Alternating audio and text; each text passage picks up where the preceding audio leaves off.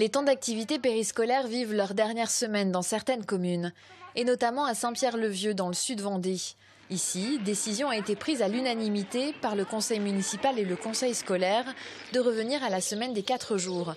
La centaine d'élèves de la commune ne travaillera donc plus le mercredi matin à la rentrée de septembre. Pour Émilie et Sabrina, dont les enfants sont scolarisés dans l'école du village, c'est une vraie satisfaction. Moi, c'était surtout la fatigue de mes enfants en fin de semaine. Ils ont du mal à se lever le 5e jour, c'était un peu difficile pour eux. Et là, en CP, c'est des devoirs tous les soirs. Du lundi au vendredi, il n'y a pas de répit pour eux. Donc je pense que pour eux, ça va faire vraiment du bien. Pendant plus de 20 ans, l'école de Saint-Pierre-le-Vieux a fonctionné sur le rythme des 4 jours. En 2014, suite à la réforme, elle bascule à 4 jours et demi et met en place des activités périscolaires financées par l'État et la commune. Un changement difficile qui n'a jamais fait l'unanimité.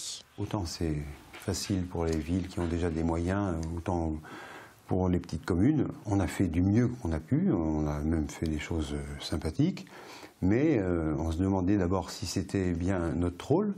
Pour quel résultat, honnêtement, si on regarde les études qui sont sorties, il n'y a pas de différence, il n'y a pas d'impact au niveau de la réussite scolaire entre une semaine de 4 jours et une semaine de 4 jours et demi.